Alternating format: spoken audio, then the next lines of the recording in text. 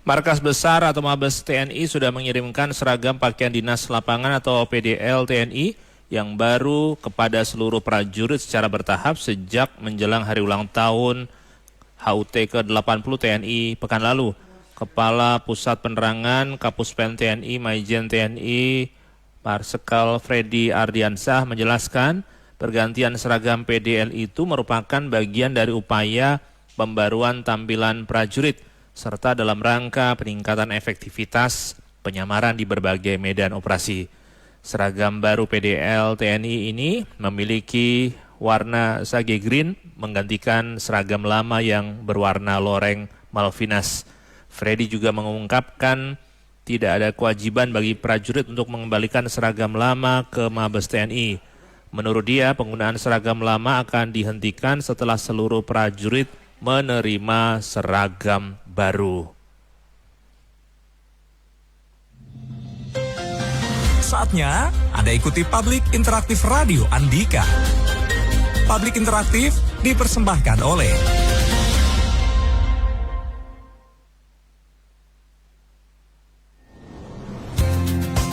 Rumah Sakit HVA Tulungrejo Pare, Rumah Sakit Umum Tipe C, sudah terakreditasi dengan layanan poliklinik umum, instalasi gawat darurat, instalasi rawat inap kelas 1, 2, dan 3, VIP dan VVIP. Ditunjang fasilitas laboratorium lengkap. Rumah Sakit HVA Tulungrejo Pare, pusat rujukan berkualitas, melayani peserta BPJS Kesehatan dan telah menjadi bagian PT Pertamina Bina Medica IHC. Siap dengan layanan unggulan, yak laser, biometri, tonometri, ESWL, dan lain-lain. Rumah Sakit HVA Tulungrejo Pare, Jalan Ahmad Yani nomor 25, Pare, Kediri. Telepon 0354 391 145. Hotline service Halo HVA 0822 3030 9494. Rumah Sakit HVA Tulungrejo Pare, pelayanan profesional sepenuh hati.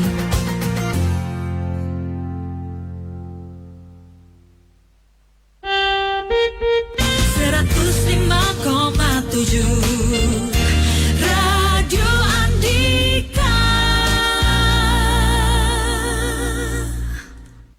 Ya teman-teman, senang sekali saya Adnan Raharja.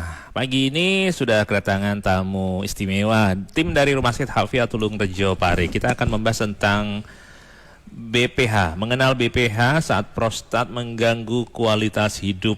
Bersama narasumber ada Dr. Rudy Eka, spesialis urologi dari Rumah Sakit HVA Tulungrejo Pare. Sudah hadir di studio Radio Andika saat ini. Dr. Rudy, apa kabar? Alhamdulillah baik, Mas Adnan. Ya. Apa kabar? Dok, mohon maaf, ini kurang pas ini, dipaskan dikit biar suaranya lebih diputar aja kan. Nah, oke. Gimana Dok, kabarnya? Alhamdulillah baik. Gimana Mas Adnan? Lama tidak berjumpa ya? Iya. Makin keren sekarang. Alhamdulillah, terima kasih. Ya, nanti kita akan berbincang tentang prostat itu Dok ya? Yes, ya. tentang prostat ya, untuk tema pada siang hari ini ya. Betul. Gitu. Kemudian juga ada Mbak Betty Susanti, staf pemasaran dari Rumah Sakit HVA Tulungrejo Pare. Apa kabar Mbak Betty? Baik Mas Adnan. Lama juga saya tidak jumpa ya. Lama nggak main ke sini ya Mas? Iya, pasti yang ditunggu-tunggu adalah informasi, ada promo atau layanan-layanan kesehatan yang pastinya untuk kesehatan masyarakat yang bisa dimanfaatkan dari Rumah Sakit HVA ya Mas ya. Ada Mbak Betty ya? Iya baik. Saya belibet ini jadi. Biasanya sama mas-mas soalnya ya. Ditunggu nanti informasinya Mbak Betty ya. Baik, siap Mas Adnan. Oke, saya ke Dr. Rudy dulu ya berkaitan Oke, dengan prostat itu. Yes. Bisa dijelaskan sebenarnya prostat ini kondisi gangguan kesehatannya seperti apa Dok? Supaya kita lagi aware, mungkin ngukur diri sendiri nih ya kira-kira. Benar juga. Oke, kita kembali ke dasar dulu ya, apa itu prostat ya. Prostat itu adalah suatu organ yang hanya dimiliki oleh laki-laki ya, berupa organ seksual yang terletak di antara di bawahnya kandung kemih sama tempat keluarnya kencing atau kita sebut juga dengan uretra. Jadi terletak di antara itu. Nah, ketika prostat itu membesar, pasti akan menimbulkan suatu masalah atau suatu keluhan. Seiring dengan pertambahan usia, menurut epidemiologi, usia di atas 41 sampai 50 tahun itu membesarnya kurang lebih 8%, angka kemungkinan membesarnya. 51 sampai 51 tahun sampai 60 tahun sebesar 50%, kemudian 60 tahun ke atas sebesar 70% untuk resiko pembesarannya. Di atas umur 80 tahun risikonya bisa mencapai 90% untuk pembesaran prostat. Nah, ini beda dengan kanker ya. Ini kita ngobrol tentang pembesaran dari organ prostat tersebut. Iya. Ya. Jadi pada dasarnya prostat itu ada pada laki-laki, pada wanita tidak ada. Seperti itu. Yang hanya dimiliki oleh laki-laki saja organ prostat itu. Nah, jika dia membesar atau mengalami pembesaran baru akan menimbulkan suatu gejala.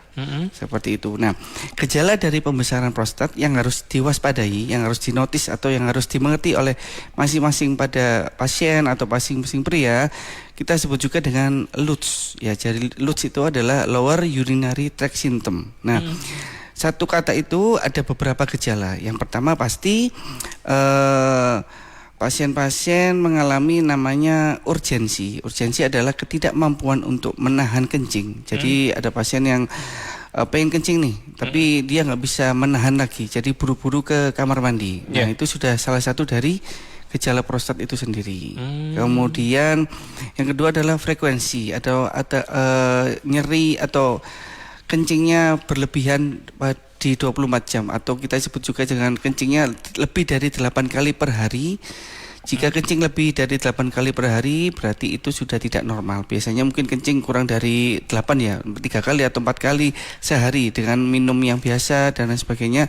Kalau lebih dari 8 kali berarti sudah ada mengalami gejala LUTS itu sendiri. Seperti itu. Yang kemudian nokturia. Kalau nokturia biasanya berarti kencing di malam hari. Berarti kita pada waktu tidur dalam atau fase deep sleep, misalnya tidur jam 9, kemudian pasiennya bangun sekitar jam 1 atau jam 2 hanya untuk ingin kencing, kemudian tidur lagi, berarti itu sudah ada gejala dari pembesaran prostat atau kita sebut juga dengan nokturia. Seperti itu. Nah, gitu, Pak. Tapi untuk anak-anak misalnya juga kan sering ada gejala misalnya beser atau ngompol, itu apakah memang bisa dikategorikan gejala itu bisa muncul sejak dini, Dok? Gejala itu juga disebut juga dengan LUTS, tapi perbedaannya bukan dari gejala pembesaran prostat. Nah, kalau anak-anak misalnya kalau ngompol dan sebagainya mungkin toilet trainingnya yang kurang bagus. Ya, jadi mungkin biasanya disiasati dengan alarm terapi, bangun tiap 3 jam atau tiap 4 jam untuk kencing, nanti tidur lagi. Jadi biar otot-otot di kandung kemihnya terbiasa untuk mengeluarkan kencing secara maksimal. Seperti itu. Berarti faktor penuaan juga berkaitan erat dengan prostat ini ya? Oh iya, memang faktor pembesaran prostat ini kurang proses aging ya atau proses penuaan dari usia, kemudian dari perubahan hormon laki-laki itu berpengaruh banget terhadap pembesaran prostat ini seperti itu. Ya. Gitu. Resiko bahayanya seperti apa sih, Dok, kalau kita tidak segera tangani? Kalau komplikasi dari prostat, misalnya pembesaran prostat ya, yang tidak ditangani yaitu mungkin pasiennya kalau kelamaan tidak ditangani bisa menyebabkan tidak bisa kencing yang secara mendadak. Jadi otot-ototnya sudah lama bekerja, dia lelah, namanya fatigue, kemudian dia terjadi fase retensi urin, tidak bisa kencing, akhirnya bisa pasiennya ke UGD karena nyerinya sangat hebat, sampai perutnya sakit, di bagian bawah dipasang selang pipis atau kita sebut juga dengan kateter, seperti itu. Itu salah satunya. Yang lainnya bisa mungkin pipisnya merah, kemudian ginjalnya bengkak, sampai mungkin paling beratnya meskipun jarang bisa menyebabkan gagal ginjal jika tidak tertangani dengan baik dari pembesaran prostat ini, seperti itu.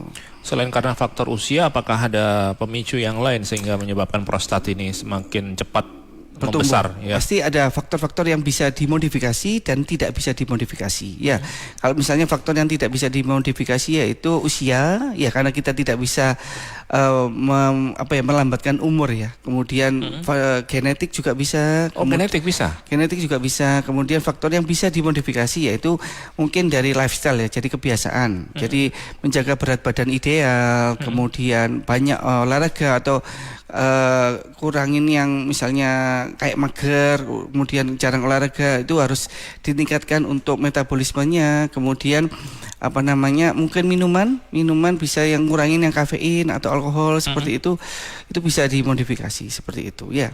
Gitu. Baik, teman-teman, silakan kalau Anda mendapatkan penjelasan awal tadi sudah ada muncul pertanyaan-pertanyaan yang disampaikan, silakan langsung 0811 345 4000. 0811 345 4000. Kita akan perdalam tema tentang prostat hari ini, yang tentu kalau kita tidak segera atasi bisa mengganggu kualitas hidup. Seperti yang tadi disebutkan di awal ya. Dok, bisa disebut BPH, itu pengertiannya seperti apa sih? BPH kan dari singkatannya mungkin benign prostatic hyperplasia, yaitu pembesaran prostat jinak. Jadi memang pembesaran prostat ada yang jinak, ada yang ganas. Kalau misalnya kurang lebih gejalanya sama. Ya, kalau misalnya jinak itu ya Lutz itu tadi, ya cuman memang kalau menentukan dia jinak atau ganas biasanya dilakukan biopsi prostat atau dilakukan tindakan operasi. Diambil jaringan prostat itu, nanti diperiksakan ke lab laboratorium patologi anatomi, nanti hasilnya itu jinak atau ganas, seperti itu, untuk memastikan ya, seperti itu. Kayak kita mengambil suatu jaringan pembedahan, kita dokter bedah mengambil jaringan pembedahan. Nah, untuk mengetahui dia itu tumor jinak atau tumor ganas, pasti diperiksakan ke laboratorium, seperti itu Pak Nan. Ketika sudah operasi, apakah dengan kata lain itu sudah selesai masalahnya, Dok? Belum, karena belum tentu ya. Jadi kan memang kalau operasi kan ada beberapa indikasi operasi. Jadi tidak semua pembesaran prostat atau gejala prostat itu dioperasi, tergantung dari kondisinya, tergantung dari usia pasien, kemudian kondisi pasien dan lain sebagainya. Tapi kalau sudah mengalami komplikasi atau indikasi operasi, ya itu jatuh ke tindakan operasi, seperti itu. Nah, pasti untuk pengobatannya tidak selalu untuk dioperasi. Pertama kita pasti mengetahui dari skor IPSS dulu kalau dengan Lutz itu. Jadi kita ada skor IPSS namanya International Prostatic Symptom Score. Jadi ada skor 0 sampai 35. Pasien ini dengan gejala prostat mengganggu kualitas hidup apa enggak, seperti itu.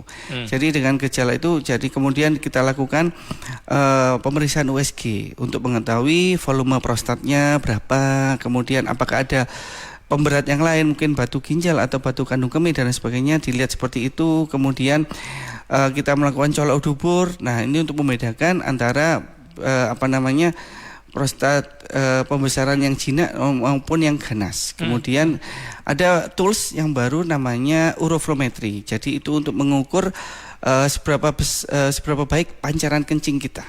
Nah, di RST Tulungarejo ada, kita mempunyai alat uroflometri ini.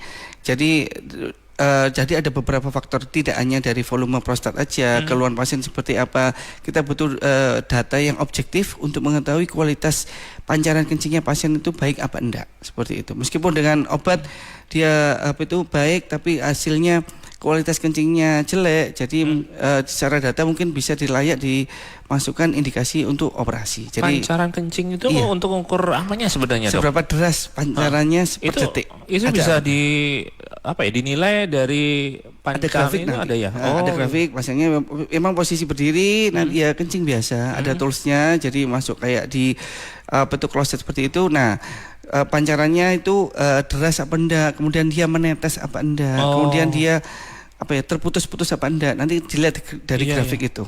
Jadi nanti by data secara objektif saya bisa lihat pancaran kencingnya bagus apa enggak. Nanti kemudian biasanya saya periksa sebelum pengobatan sama setelah pengobatan. Jadi kita bandingkan. Jadi meskipun pasiennya sudah merasa enak dan sebagainya, soalnya kalau keluhan subjektif pasien kan masing-masing pasien berbeda. Pasien mungkin bisa menganggap keluhannya itu enak dok dan lain sebagainya, nggak ada keluhan, tapi secara data grafiknya jelek, kemudian terputus-putus kencingnya dan sebagainya, berarti itu mengindikasikan untuk kita pengobatan lanjut atau dilakukan operasi, seperti itu. Baik, gitu. Teman-teman silakan Anda bisa bergabung dalam perbincangan menarik ini untuk mengenal lebih jauh tentang prostat, bahayanya dan penanganannya seperti apa. Anda bisa kontak sekarang juga untuk mendapatkan pencerahan dari ahlinya Dr. Rudy Eka, spesialis urologi dari Rumah Sakit HVA Tulungarejo Pare. 0811 345 4000, 0811 345 4000. Gatekeeper Ika. Ibda Warji KPU Satlantas Polres Nganjuk untuk pengamanan di Stadion Warujaya Nganjuk untuk acara CB tadi di sana sudah dikoordinasikan dengan Polsek Warujayeng. Sementara memang untuk anggota dari Satlantas Polres Nganjuk sore hari nanti setelah apel maka akan berkoordinasi di lokasi karena rencana agenda kegiatan pada hari ini atau sore nanti hingga malam hari. Pak Darmawan tadi juga sempat melihat rombongan CB yang mengarah ke Nganjuk dari Tulungagung sempat berpapasan di seputaran Jongbiru. Untuk lalu lintas mulai dari Tulungagung hingga Jongbiru ramai lancar. Ayah? Ada 2 pertanyaan yang masuk, Pak Aditya di Nglego Blitar. Saat buang air kencing, airnya kadang tidak keluar semua, seperti terhenti-terhenti. Kadang terasa agak nyeri. Itu gejala prostat atau bukan? Mas Erwin di Kota Jombang, jika memang terindikasi prostat, apa yang harus dilakukan? Bagaimana untuk pencegahan ke depan? Baik, kita akan bahas satu lagi teman-teman. Tetap di Public Interaktif bersama Rumah Sakit HVA Tulung Rejo Pare.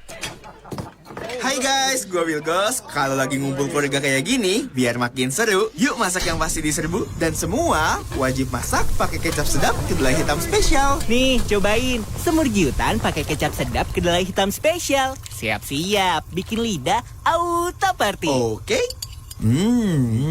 Bener-bener meresap di lidah. Good job. Berani diadu sama tumis cumi kecap buatan tante. Aromanya menggoda, sedapnya, nggak ada duanya. Nih. So caramelized Tan. Ini sih Wilgos approve. Giliranku bikin yang specialisius. Nasi goreng pete yang special and delicious. Tuang kecap sedapnya, lihat deh kentalnya, caramelized-nya, bikin nasi goreng looks good kan? Pasti semua mau. Mau dong. Taste good. Kecap sedap kedelai hitam special, looks and taste beyond good. Dari Wings Food.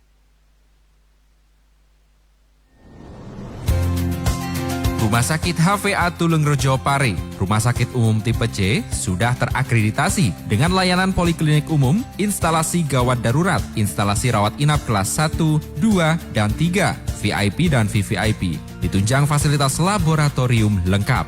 Rumah Sakit HVA Tulung Rejo Pare, pusat rujukan berkualitas, melayani peserta BPJS Kesehatan dan telah menjadi bagian PT Pertamina Bina Medica IHC. Siap dengan layanan unggulan, yak laser, biometri, tonometri, ESWL, dan lain-lain. Rumah Sakit HVA Tulung Rejo Pare, Jalan Ahmad Yani nomor 25, Pare, Kediri. Telepon 0354 391 145. Hotline service Halo HVA 0822 3030 9494. Rumah Sakit HVA Tulung Rejo Pare, pelayanan profesional sepenuh hati.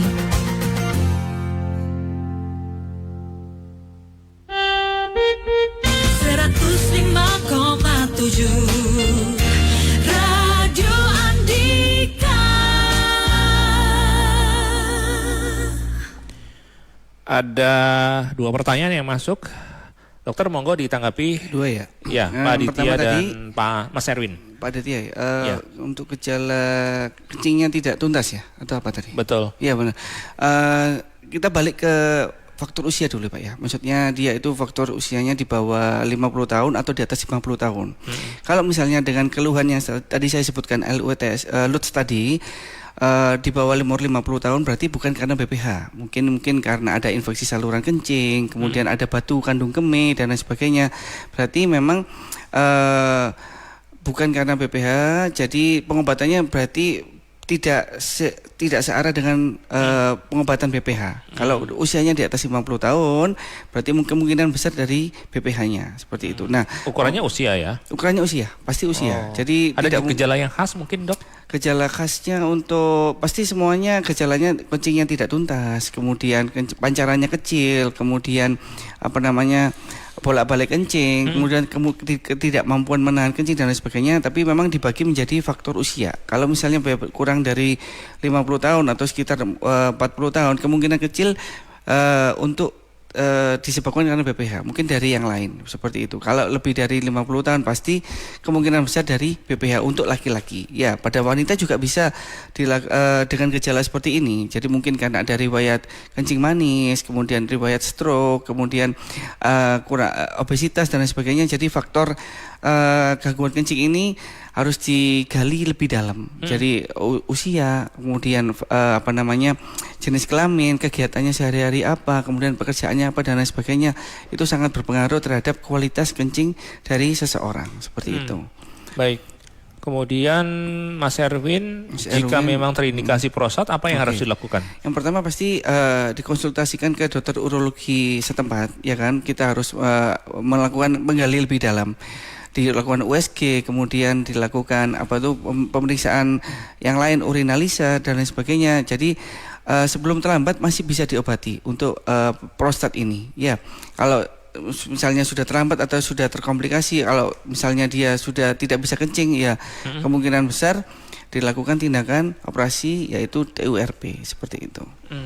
Ya, tapi untuk mengetahui bahwa ini memang serius atau tidak, ini memang harus melalui proses pemeriksaan lebih lanjut itu tadi ya? Lebih lanjut sih, cuman memang notisnya harus atau sadarnya adalah kalau ada gangguan kencing seperti itu, saya sarankan untuk segera berobat, untuk ditangani lebih awal. Kalau misalnya ini bisa diobatin, oke. Kalau tidak bisa tidak usah obat, ya juga bisa seperti itu. Jadi setidaknya screening awal itu jauh lebih baik daripada nanti terlambat. Untuk pembesaran prostatnya seperti itu. Tapi kalau dari air kencingnya sendiri apakah berbeda, Dok? Mungkin tingkat keruhnya atau bagaimana gitu bisa kalau keruhnya diidentifikasi berarti dari situ? semakin jernih kencingnya berarti semakin banyak pelarutnya atau semakin banyak air minumnya ya. Jadi semakin keruh berarti dia dehidrasi, mungkin habis olahraga berat, kemudian kurang minum, kurang gerak dan lain sebagainya. Jadi memang kalau untuk BPH tidak berpengaruh. Ya, jadi semakin banyak air putih, semakin banyak jernihnya, semakin banyak resiko untuk terjadinya semakin rendah untuk resiko terjadinya infeksi saluran kencing sama pembesaran prostat itu. Gitu. Baik, teman-teman, kita masih berbincang bersama dengan Dr. Rudi Eka, spesialis urologi dari Rumah Sakit Hafiatulung Rejo Pare, membahas tentang prostat, bahaya dan juga bagaimana kita mengenali gejala-gejala supaya nanti bisa lebih aware. Ke gatekeeper dulu, Santi. Bergabung Bu Susilawati di Geringging Kediri. Bu Susilawati. Assalamualaikum. Waalaikumsalam warahmatullahi. Silakan Bu, langsung pertanyaannya. Iya, keluhan saya begini, Dok. Katanya saya kan berobat di Muhammadiyah tiap bulan. Tetapi kenapa katanya divonis ginjal, tetapi mengapa kaki saya yang kesemutan itu kok tidak mau sembuh sama sekali? Padahal obatnya setiap bulan itu banyak sekali 6 macam, Dok, 1 kali minum. Ini gimana hanya itu? Kok kaki yang kebas ini, Dok? Ibu keluhannya berarti apa, Bu? Katanya sakitnya? Kaki yang kebas kesemutan itu katanya saya akan mungkin ginjal, begitu toh, Dok. Tapi diobati, saya tiap bulan itu kontrol, tetapi sama sekali tidak berkurang. Demikian loh, Dok. Usia berapa sekarang, Bu? 76. 76. Oke. Itu kan berobatnya ke penyakit dalam mungkin, Bu, ya, atau ke jantung ya, Bu, ya. Iya. Iya. Jadi enggak apa-apa, jantungnya enggak apa-apa. Kan saya punya keluhan 1 basir, 2 hipotiroid, 3 lambung, 4 katanya ke ginjal, gitu loh, Dok. Ya, tapi kakinya gebas gitu ya rasanya. Iya, kok enggak sembuh-sembuh, obat enggak pernah berhenti saya. Baik. Maaf ya, Dok. Ya, Bu Silawati, terima kasih dipantau lewat radio ya jawabannya, Dokter. Ya, Waalaikumsalam warahmatullahi wabarakatuh. Dokter agak ini. Saya coba menjawab ya. Jadi ya, mungkin memang karena faktor usia ibu juga 76 tahun, kemudian ada faktor komorbid atau faktor pemberat ya. Jadi ada riwayat wasir, kemudian hipotiroid, mungkin ada juga penyakit metabolik yang lain. Jadi gula yang tidak terkontrol atau darah yang tidak terkontrol dengan riwayat yang sebelumnya. Mungkin ini memang lebih fokus pengobatannya di penyakit dalam. Ya, jangan riwayat 6 obat tersebut. Jadi memang kaki kebas dan lain sebagainya, kalau saya sarankan sih memang konsultasi lebih dalam, Bu, ke dokter penyakit dalamnya, karena saya bukan spesialisnya di bidang itu. Tapi kalau untuk arah ginjal dan lain sebagainya, nah ini dibedakan, Bu. Kalau dari kami urologi adalah untuk perginjalan itu bisa disebabkan karena batu ginjal, kemudian ada ginjal bengkak dan lain sebagainya. Cuman beda dengan gagal ginjal. Kalau gagal ginjal lebih spesifik, lebih detailnya mungkin di penyakit dalam seperti itu. Kalau untuk saya mungkin lebih baik di USG di organ dalam dulu, apakah ada batu ginjal atau ada kelainan di ginjal dan lain sebagainya seperti itu. Kalau untuk keluhan ginjal biasanya sama dilihat juga dari fungsi ginjalnya, nanti bisa dicek dari darah apakah mengarah ke gagal ginjal kronis atau gagal ginjal akut, ada stadium-stadiumnya seperti itu. Nah, untuk keluhan kakinya yang tidak kebas ya rasanya ya seperti itu. Ya mungkin memang lebih harus di detail pemeriksaan lebih dalam ya. Jadi kita harus memeriksa kaki-kakinya kebas, efek dari penyakitnya atau efek dari obat atau efek dari kegiatan ibu sehari-hari dan sebagainya memang harus dipahami lebih detail seperti itu. Terima kasih. Ya, teman-teman, Anda yang punya keluhan tentang prostat atau ingin mengetahui lebih jauh tentang penyakit ini, gejala-gejala yang mungkin Anda rasakan dan curiga bahwa ini prostat, bagaimana penanganannya, silakan langsung konsultasikan bersama dengan Dr. Rudi Eka, spesialis urologi dari Rumah Sakit HVA Tulung Rejo Pare yang saat ini ada di studio Radio Andika. Ke gatekeeper kembali, Ika. Mas Samsul Hadi di Ketami Pesantren saat melintas di Babaan Tugurejo depan Gapura ada truk terguling.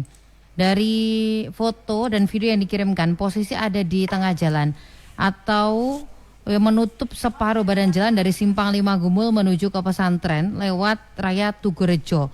Depan Soto Lamongan terlihat kondisi berserakan muatan tebu. Untuk truk juga masih di sana terguling. Sepertinya tidak ada korban jiwa, belum ada polisi di lokasi.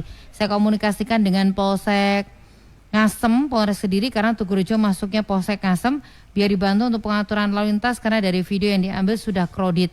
Lokasi ada di Tugurejo, Babaan Tugurejo, ada truk muat tebu yang terguling.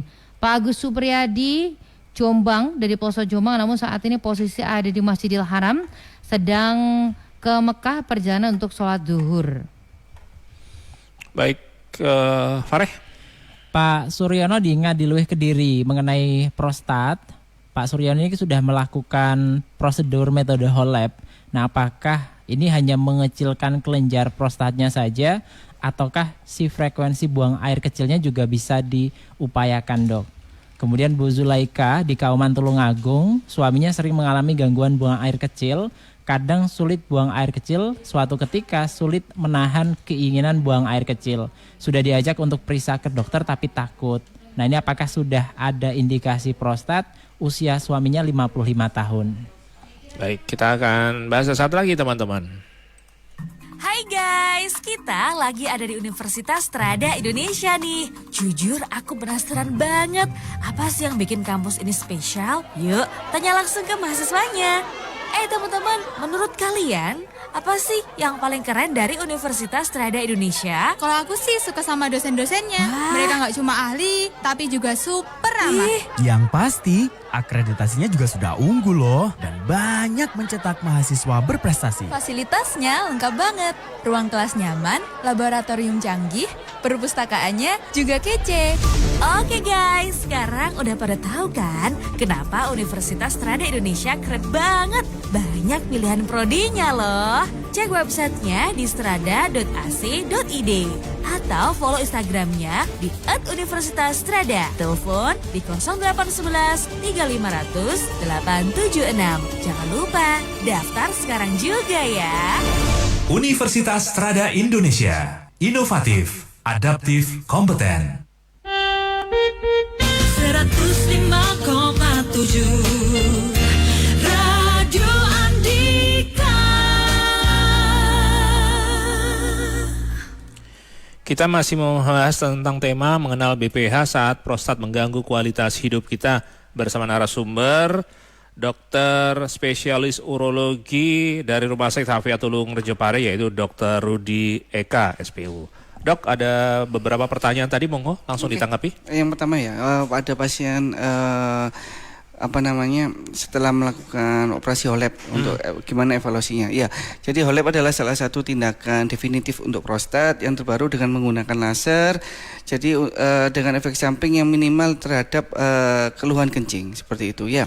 Jadi memang setelah tindakan HOLEP tidak langsung loss atau nggak kontrol seperti itu aja. Seperti itu ya. Jadi saya sarankan memang tetap kontrol atau tetap USG tiap 6 bulan sekali dan sebagainya. Karena kan memang prostat itu dipengaruhi oleh hormon ya. Jadi dia membesar seiring dengan pertambahan usia. Jadi hormon laki-laki atau hormon kesuburan. Jadi selama usianya masih sehat walafiat, metaboliknya pasti bagus dan lain sebagainya. Pasti meskipun setelah dilakukan tindakan ada risiko tetap membesar juga. Seperti itu. Ya, tindakan hanya untuk mengurangi jika prostat itu menutupi seluruh atau mengganggu dari proses kencingnya. Jadi seperti itu. Jadi tidak diambil seluruhnya seperti itu. Jadi tetap kontrol untuk mengetahui ada pertumbuhan yang progresif atau tidak untuk pembesaran prostatnya. Seperti itu. Dok, ada yang ingin bergabung lewat telepon, kita angkat dulu ya, Santi. Bergabung Pak Cece Supriyatna di Tepus Kediri. Pak Cece. Ya, Pak, terima kasih. Pak, mau tanya langsung ke Dokter Rudi ya. Silakan Pak, langsung pertanyaannya.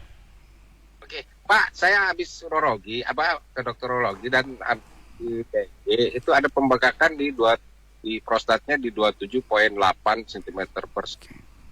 Nah, gimana tanya itu? Umur saya sekitar 57 tahun. Saya kencingnya agak tidak. Nah, kalau banyak kencing, banyak minum terus banyak kencing ya. Sebenarnya. Itu aja, Dok. Oke, baik. Oke, terima kasih Pak Cece Supriyatna dari Tepus Kediri. Silakan Dok.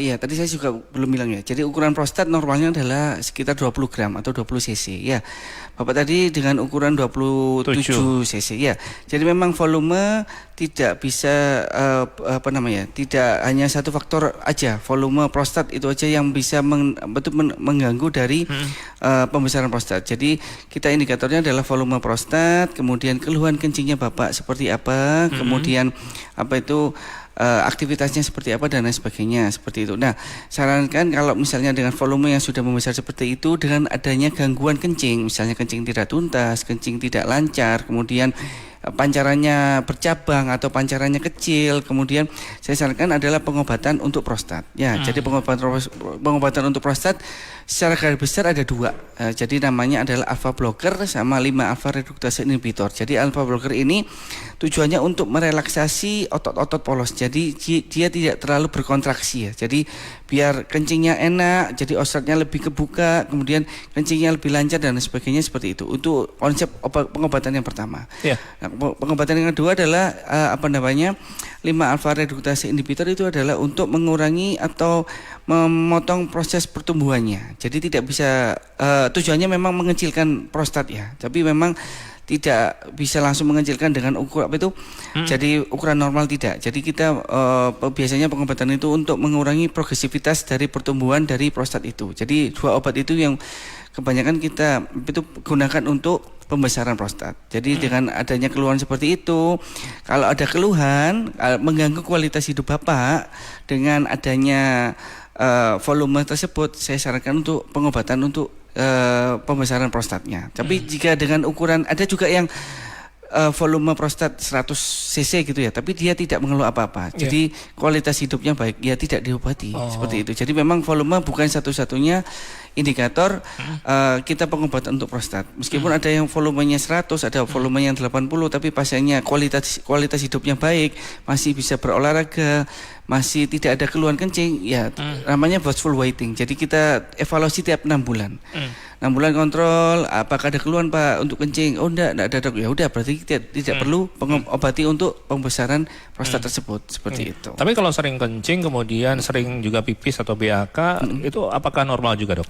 Kalau misalnya tergantung aktivitas ya. Misalnya kalau duduk aja di ruangan, banyak minum air putih dengan suhu pakai AC, pasti sering kencing, tidak masalah. Tidak ada masalah Pak Tan, gitu ya. Jadi tergantung dari aktivitas, kecuali kencingnya minumnya jarang-jarang tapi kok bolak-balik kencing dan sebagainya, berarti itu kan ada gangguan untuk penyimpanan kencing ya. Jadi memang mungkin indikator kandung kemih ini 300 cc misalnya ya. Itu sudah 300 cc itu baru bisa mengirimkan sinyal ke otak bahwa ini ingin kencing. Nah, padahal kalau kandung kemihnya 100 cc sudah mengirimkan sinyal, berarti ada gangguan. Seperti kan idealnya 300 cc baru bisa mengirimkan sinyal ke otak, oh ingin kencing nih. Tapi kalau sudah 1 cc terus ada sinyal ke otak, jadi ketidakmampuan kandung kemih untuk menahan kencing seperti itu. Tapi kalau hawa dingin itu sering pengen berpengaruh kencing juga. Iya, kan cairannya nggak keluar lewat keringat ya. Jadi keluarnya lewat urin terus. Jadi memang dikeluarkan lewat urin ya nggak ada masalah. Nggak ada masalah ya. Selama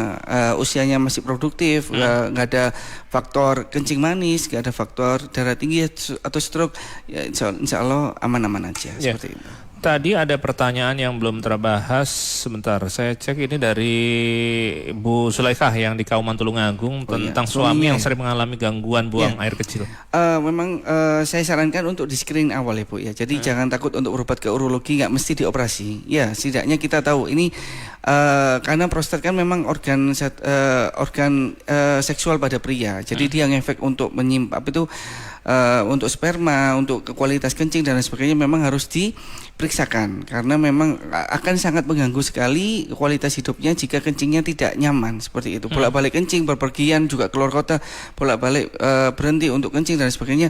Setidaknya diperiksakan. Ya, nanti kan akan tahu volume prostatnya seperti apa, kemudian kualitas pancaran kencingnya seperti apa. Nah, nanti ke depannya prognosisnya atau planningnya ke depan ini diobati aja atau diobservasi aja itu bisa dilihat dari pemeriksaan langsung oleh dokter urologi seperti itu. Baik, gamblang sekali apa yang disampaikan oleh Dr. Rudi Eka, spesialis urologi. Teman-teman masih ada kesempatan untuk bertanya, mumpung masih ada dokter spesialis urologi dari Rumah Sakit Hafia Tulung Rejo Pare di studio Radio Andika. Kita membahas tentang prostat teman-teman, bahaya, gejala, kemudian penanganannya seperti apa. Anda bisa manfaatkan 0811 345 4000, 0811 345 4000. Info Express.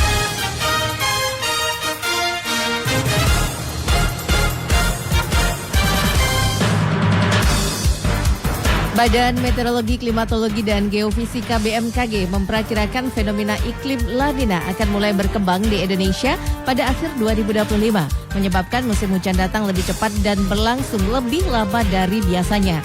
Guswanto, Deputi Bidang Meteorologi BMKG mengatakan, La Nina merupakan fenomena pendinginan suhu muka laut di Samudra Pasifik bagian tengah dan timur ekuator. Kondisi ini biasanya menyebabkan peningkatan curah hujan di wilayah Indonesia serta bisa memicu bencana hidrometeorologi seperti banjir dan tanah longsor. Info Express persembahan PT Irfai Group, developer terpercaya untuk Indonesia, menyediakan hunian berkualitas dan berkelas. PT Irfai Group, partner terpercaya mewujudkan hunian idaman Anda. Informasi klik irfaigroup.com.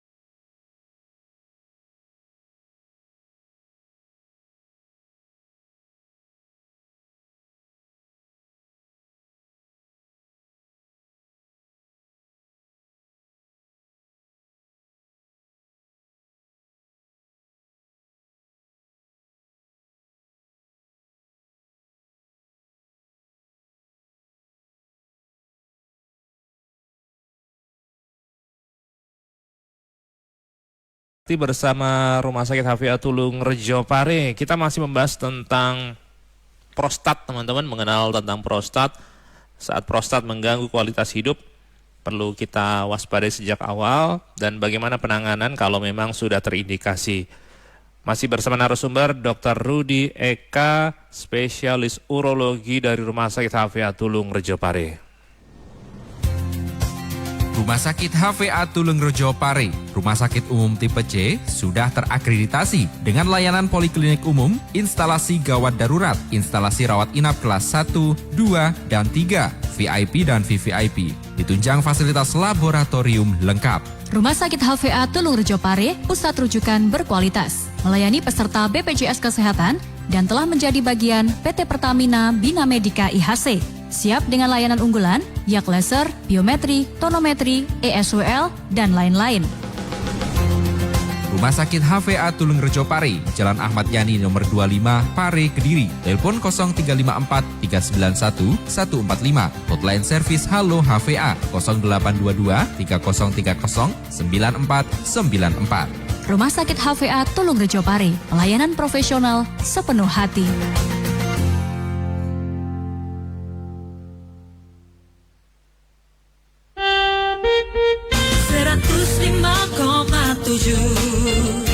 Radio Andika. Ada voice note dari Pak Bobi di Kediri menanyakan tentang tema kita. Dari Pak Budi mau tanya, kalau kena BPH minum keji beling biar lancar kencingnya boleh enggak? Makasih. Baik, terima kasih Pak Bobi. Dokter, monggo ditanggapi. Saya coba menjawab ya. Jadi memang kalau biji beling itu kan minuman biasanya untuk pada batu saluran kencing. Ya, jadi atau apa namanya?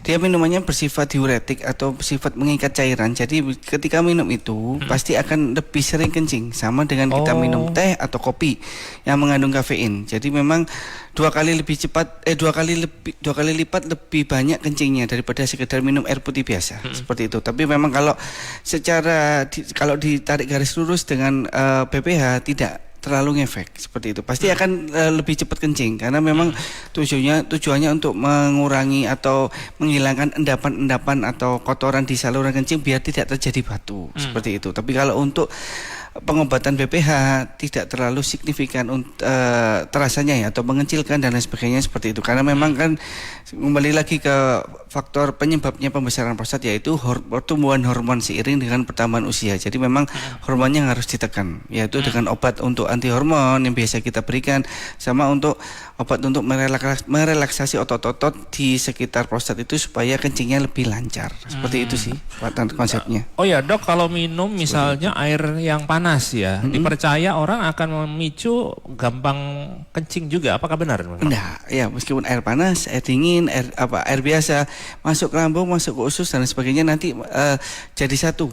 Usus itu dengan suhu yang sama di dalam tubuh. Itu artinya mitos saja ya Dok ya? Semacam anyang-anyangan atau apa? Mitos gitu? saja. Kalau air hangat, air dingin, air biasa, apapun boleh.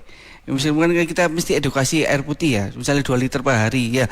Ada beberapa pasien yang terutama usia-usia produktif, Dok kalau minum air putih, air dingin boleh apa enggak? Ya enggak apa-apa, enggak ada masalah seperti itu. Air dingin, air putih, air hangat, yang penting memang jumlahnya ya kurang lebih 2 liter per hari seperti itu. Baik. Gitu. Ya. Kita ke gatekeeper kembali. Ika?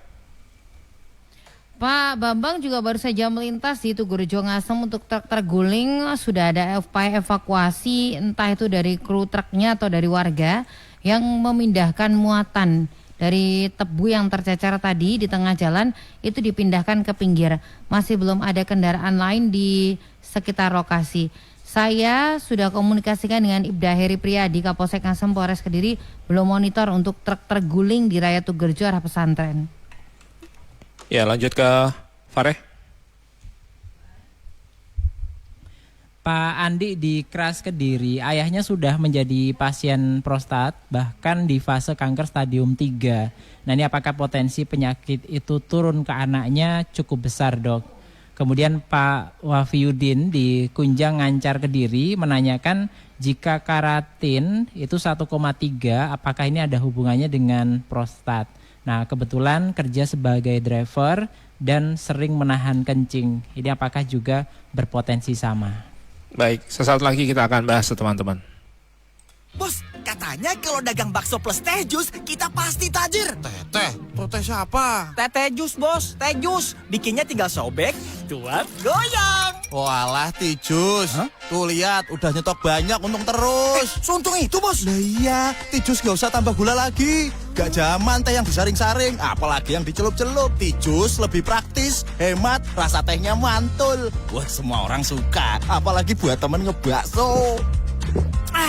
Berasa bos tehnya. Favoritku Tijus gula batu. Loh, yang lain juga enak loh. Ada Tijus lemon, Tijus madu, melati, apel. Makanya ganti es tehmu dengan Tijus.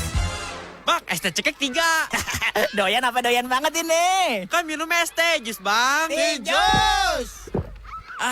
Seger. Satu lagi ya, Bang, es tijusnya. Wah, pantesan si bos untung terus ini. Makanya, ganti es tehmu dengan Tijus. Dari Winslow.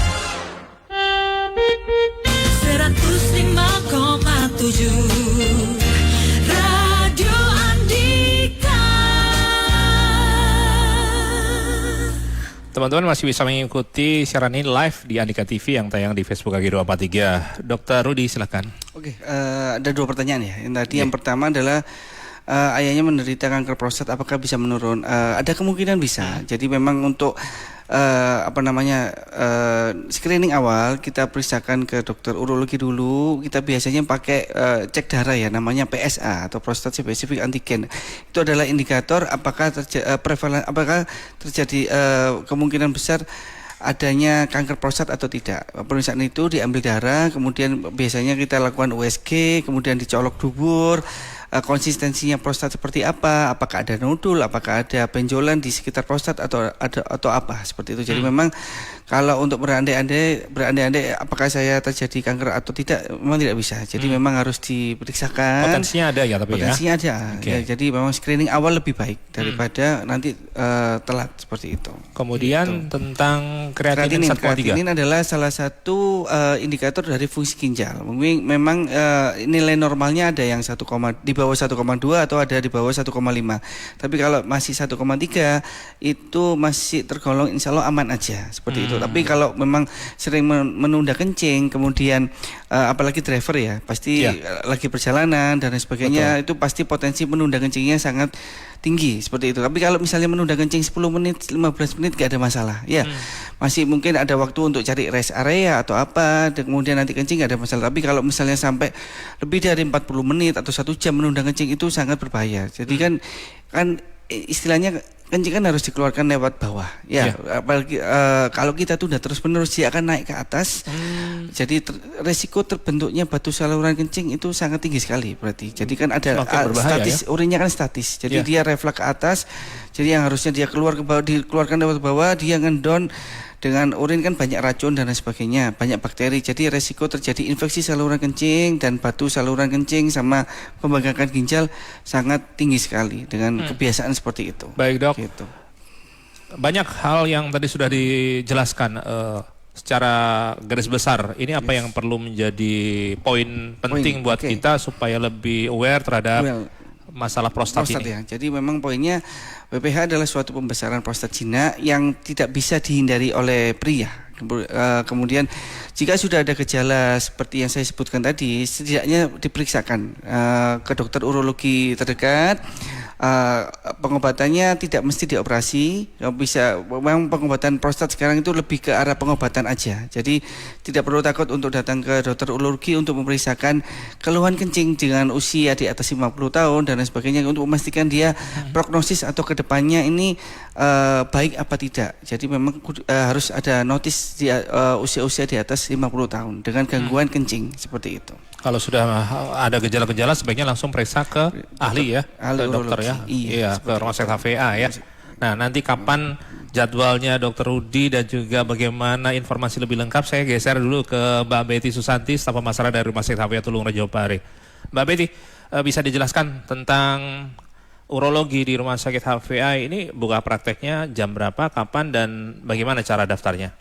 Oke Mas Adnan, jadi untuk Dr. Rudi Eka, spesialis urologi di Rumah Sakit Tulungarejo itu mulai dari hari Senin sampai dengan hari Sabtu.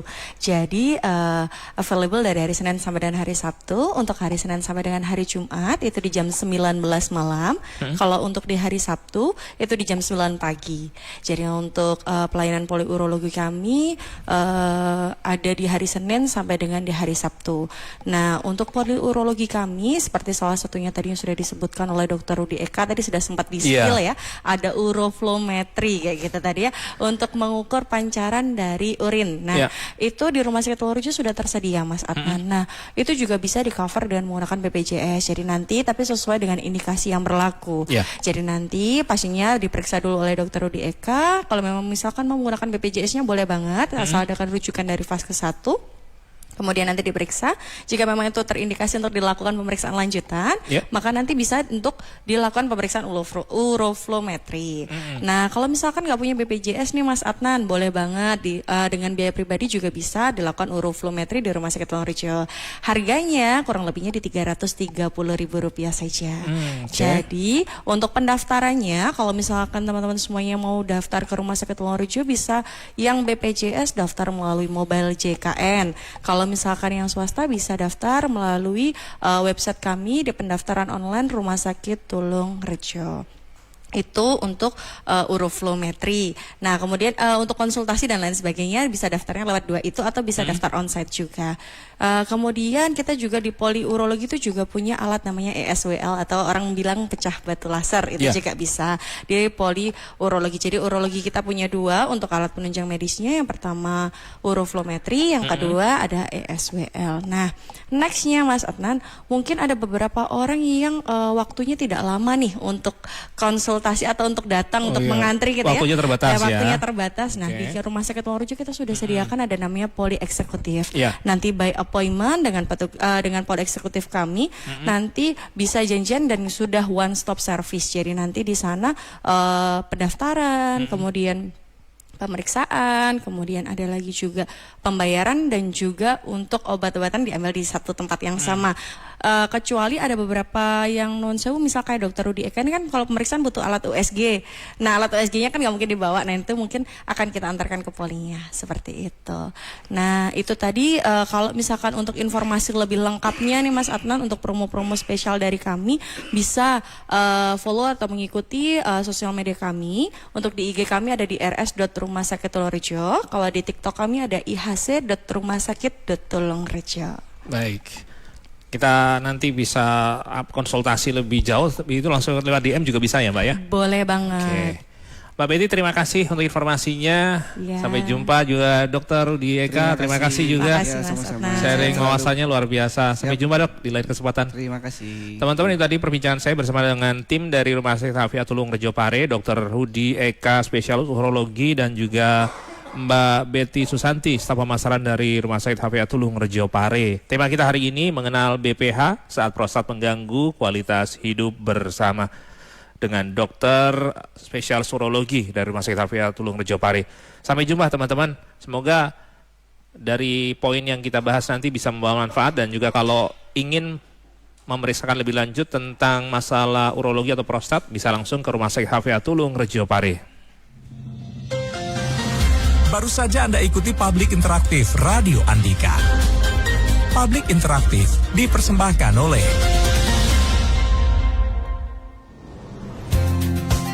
Rumah Sakit HVA Tulungarejo Pare, Rumah Sakit Umum Tipe C, sudah terakreditasi dengan layanan poliklinik umum, instalasi gawat darurat, instalasi rawat inap kelas 1, 2, dan 3, VIP dan VVIP, ditunjang fasilitas laboratorium lengkap. Rumah Sakit HVA Tulungarejo Pare, pusat rujukan berkualitas, melayani peserta BPJS Kesehatan dan telah menjadi bagian PT Pertamina Bina Medica IHC. Siap dengan layanan unggulan, yak laser, biometri, tonometri, ESWL, dan lain-lain. Rumah Sakit HVA Tulungarejo Pare, Jalan Ahmad Yani nomor 25, Pare, Kediri. Telepon 0354 391 145. Hotline service Halo HVA 0822 3030 9494. Rumah Sakit HVA Tulungarejo Pare, pelayanan profesional sepenuh hati.